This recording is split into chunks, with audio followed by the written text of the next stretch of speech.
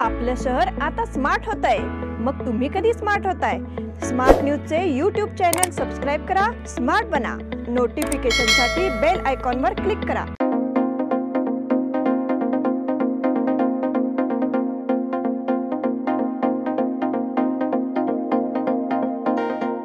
नमस्कार, मैं Omkar Angadi smart plus के आज के समाचार में आपका स्वागत। नजर सबसे पहले सुर्खियों पर। HCL ने मंदी के दौरान हजारों कर्मचारियों को नौकरी पर रखने का ऐलान किया।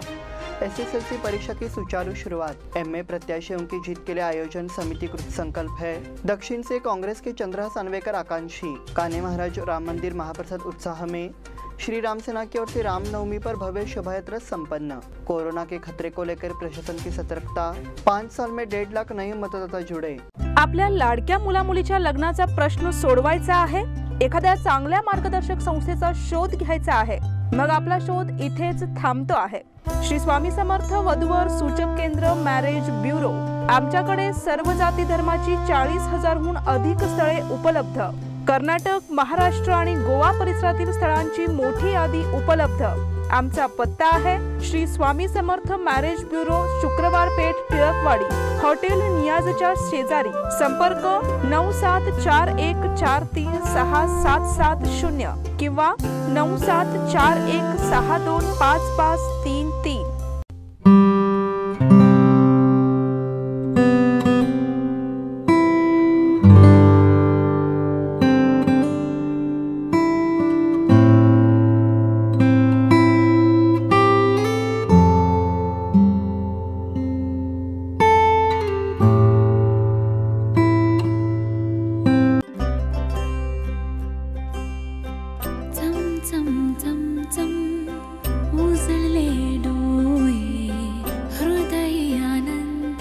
BS Channabasappa and Sons, The Textile Mall at Tilakwadi, Belagavi.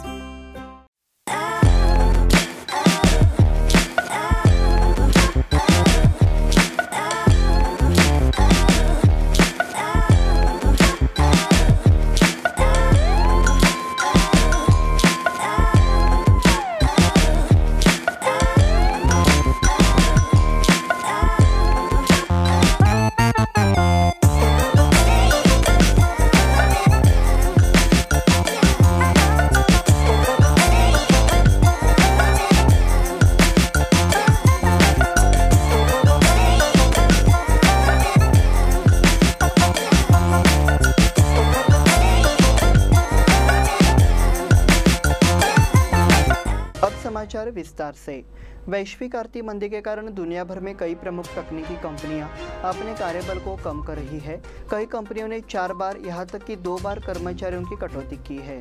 कर्मचारियों की इस कटौती के बाद एक राहत भरी खबर आई है। एक भारतीय कंपनी ने इस लॉकडाउन के माहौल में और कर्मचारियों को नियुक्त करने का फैसला किया है। HCL ने अगले 2 वर्षों में 1000 कर्मचारियों को नियुक्त करने का फैसला किया है। PTI की एक रिपोर्ट के मुताबिक कंपनी रोमानिया में विस्तार करने जा रही है। HCL टेक पिछले 5 साल से रोमानिया में काम कर रही है। ये पहले से ही ग्राहकों की सेवा के लिए देश में लगभग 1000 लोगों को रोजगार देता है। साथ ही अब कंपनी ने फैसला स्थानीय लोगों के लिए टेक्नोलॉजी में अपना करियर बनाने के और मौके पैदा करने के लिए लिया है। SSLC परीक्षा की सुचारू शुरुआत। छात्रों के शैक्षिक भविष्य की दिशा तय करने के लिए अहम SSLC परीक्षा शुक्रवार से शुरू हो गई है। केंद्र पर परीक्षा देने पहुंचे छात्रों और अभिभावकों की भीड़ सुबह ही देखने को मिली। इससे परीक्षा केंद्रों के परिसर भरे रहे। ये भावना व्यक्त की गई कि छात्र पूरी तरह से तैयार होकर परीक्षा देने आए हैं, क्योंकि पिछले कुछ महीनों से लगातार उनका मार्गदर्शन किया जा रहा है ताकि छात्र परीक्षा के लिए कोई दबाव न ले। साथ ही स्कूलों का रिजल्ट ठीक करने के लिए शिक्षकों द्वारा की गई मेहनत से शुभकामनाएं देने का सत्र भी शुरू किया गया है। ये देखा गया कि विद्यालयों के कर्मचारी छात्रों को निर्देश देने में लगातार सक्रिय थे। स्कूल प्रबंधन ने परीक्षा की तैयारी पूरी कर ली थी। परीक्षा को सकुशल संपन्न कराने के लिए शिक्षा विभाग ने विशेष व्यवस्था लागू की गई है। बताया गया है कि परीक्षा के दौरान कदाचार से बचने के लिए विशेष सतर्कता बरती जा रही है। इस दौरान परिवहन बोर्ड द्वारा 10वीं कक्षा के विद्यार्थियों के लिए निःशुल्क यात्रा की व्यवस्था की गई है। मई समिति प्रत्याशियों की जीत के लिए कृत संकल्प। मई समिति प्रत्याशी को चुनाव जिताने का संकल्प केंद्रीय समिति की बैठक में किया गया। बैठक के माध्यम से समिति प्रत्याशी के चयन की प्रक्रिया प्रारंभ करने का निर्णय लिया गया। बुधवार को विधानसभा चुनाव का ऐलान हो गया है। उसके बाद सभी का ध्यान आकर्षित करने वाली महाराष्ट्र एकीकरण समिति ने भी चुनाव की पृष्ठभूमि में गतिविधियों को तेज करने का फैसला लिया है। दक्षिण से कांग्रेस के चंद्रहास अन्वेकर आकांक्षी। प्रसिद्ध वकील और बेलगाम के पूर्व पार्षद एडवोकेट चंद्रहास अन्वेकर ने एक संवाददाता सम्मेलन में घोषणा की कि वो बेलगाम दक्षिण से चुनाव लड़ने के इच्छुक है। मैं प्रदेश कांग्रेस का उपाध्यक्ष हूं, इसलिए वे कांग्रेस की सभी गतिविधियों में लगातार सक्रिय रहे हैं। हाल में भारत जोड़ो आंदोलन में हमने पूरे राज्य का दौरा किया है। हम विभिन्न सामाजिक और शैक्षिक संगठनों में सक्रिय है। केपीसीसी के कार्यकारी अध्यक्ष सतीश जारकिहोली ने हमारा साथ दिया है, इसलिए उन्होंने कहा कि वो पार्टी नेताओं से नामांकन की मांग कर रहे हैं। इस प्रेस वार्ता के दौरान कांग्रेस के कुछ पदाधिकारी मौजूद रहे। कान्हे महाराज राम मंदिर महाप्रसाद उत्साह में।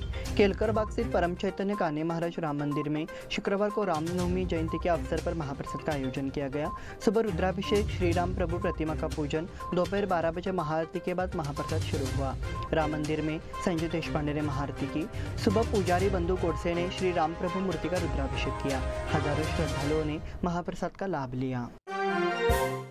श्री राम सेना की ओर से रामनवमी पर भव्य शोभा यात्रा संपन्न। जय श्री राम के जयकारे लगाते हजारों युवक भगवा ध्वज, भगवा टोपी, मर्दाना खेल का प्रदर्शन, छत्रपति शिवराय हाथी पर आसीन, युवा घोड़े पर सवार और विजयी मुद्रा में श्री राम और हनुमान की भव्य शोभा यात्रा ऐसे में गमहीन माहौल में निकली। गुरुवार दोपहर बाबा साहेब अम्बेडकर पार्क से हुई जुलूस में शहर के हजारों युवाओं ने हिस्सा लिया। शोभा यात्रा के दौरान युवाओं का उत्साह नजर आया। शोभा यात्रा के उद्घाटन के अवसर पर आर.आई. पाटिल, आर.एम. चौगुले, रंजीत चव्हाण पाटिल, विकास कलगड़ी, दत्ता जाधव और अन्य गणमान्य व्यक्तियों ने भाग लिया। कोरोना के खतरे को लेकर प्रशासन की सतर्कता।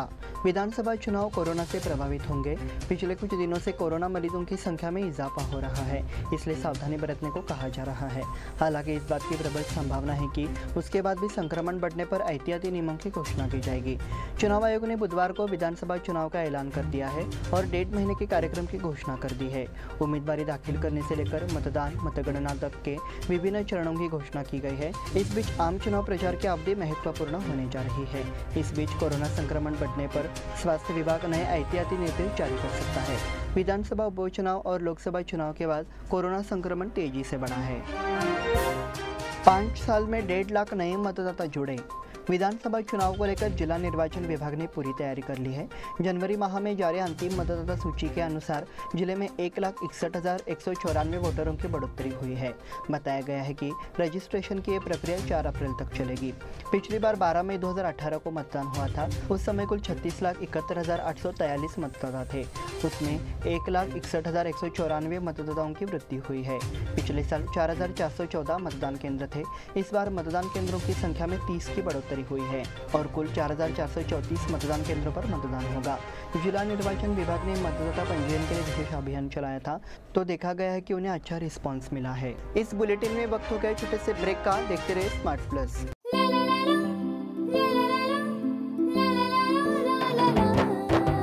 जले दीप अंगना में होगी रोशन दुनिया, पलकों तले छा जाए चांद तारों का साया। रंगोली में खिले रंग खुशियों की भी तरानी, तन मन झिलमिल जाए हर पल होंगे सुहाने। ये अटूट बंधन खिले हर आशियाना, रंग वस्त्रों का खजाना मन भाए आराधना। रंग वस्त्रों का खजाना मन भाए आराधना। आराधना मारुति गली बेलगाम। मन भाए आराधना।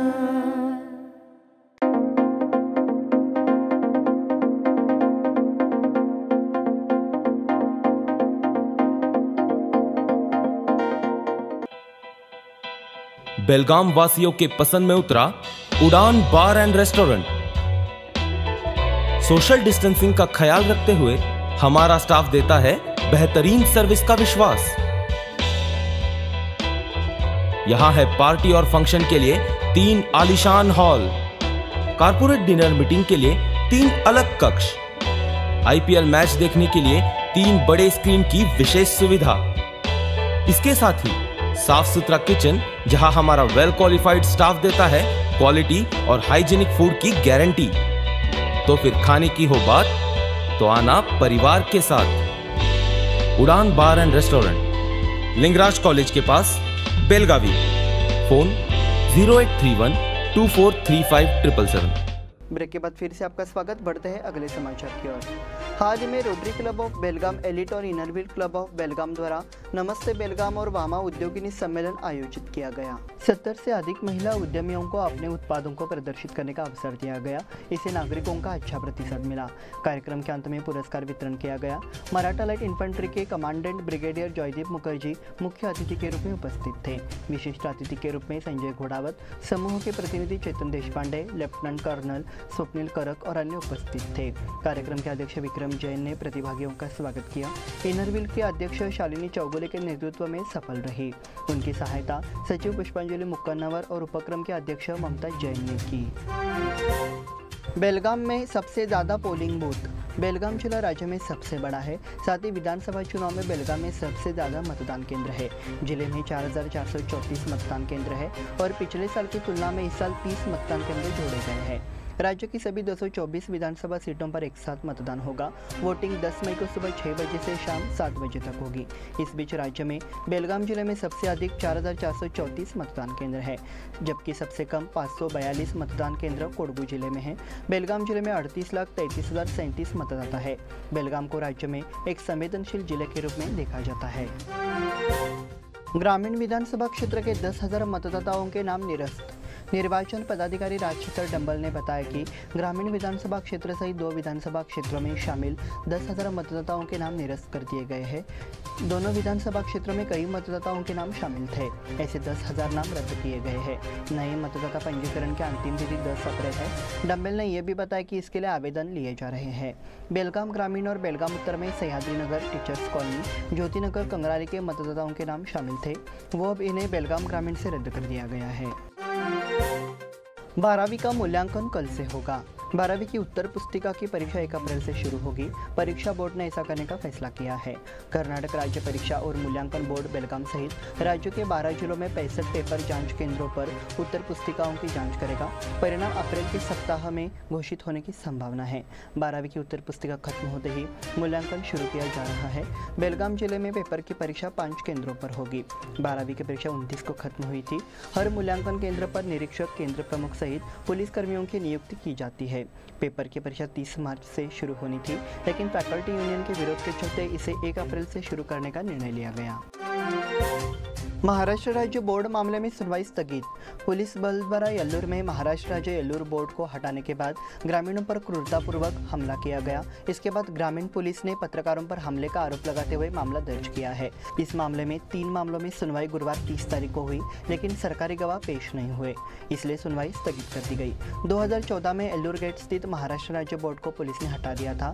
लोगों ने उनका शांतिपूर्वक विरोध किया, फिर भी पुलिस गाँव में घुसी और लोगों को बेरहमी से प्रताड़ित किया। युवक और वृद्धों को पीटा, कई लोगों को गिरफ्तार किया गया। इस मामले में पुलिस की बेइज्जती के बाद पुलिस ने गांव के लोगों के खिलाफ अपराध दर्ज किया है। पिछले 60 साल से इसकी सुनवाई हो रही है। दूसरा जेएमएफसी कोर्ट में सुनवाई चल रही है। सरकारी गवाह के अनुपस्थित रहने के कारण आज अदालत ने मामले की सुनवाई स्थगित कर दी। समिति के कार्यकर्ताओं पर सुनवाई स्थगित। महाराष्ट्र एकीकरण समिति द्वारा 2017 में आयोजित ब्लैक डे के बारे में सोशल मीडिया पर जागरूकता फैलाने के आरोप में 2 समाज के बीच दरार पैदा करने के आरोप में दायर मामले में मई समिति कार्यकर्ताओं की सुनवाई स्थगित हुई है। अगली सुनवाई 19 मई को होगी। 1 नवंबर 2017 को मई समिति ने काला दिवस पर धरना प्रदर्शन किया। इस दौर के बारे में जागरूकता बढ़ाते हुए कार्यकर्ता केदारी करडी, दत्ता यल्लूरकर, मारुति पाटिल ने सोशल मीडिया पर पोस्ट किया। इन संदेशों के कारण 2 समाज के बीच दरार पैदा करने का आरोप लगाते हुए पुलिस ने मामला दर्ज किया। इस मामले की सुनवाई तीसरी जेएमएफसी कोर्ट में होनी थी, लेकिन जज के नहीं आने से सुनवाई देरी में हुई। 19 मई पर अगली सुनवाई होगी। शस्त्र समर्पण का आह्वान। जिलाधिकारी नितेश पाटिल ने अपील की है कि चुनाव आचार संहिता लागू होने के साथ ही सभी लोग अपने लाइसेंस से हथियार जमा करा दें। चुनाव आयोग के आदेश का दिया हवाला, यह आदेश जारी किया है।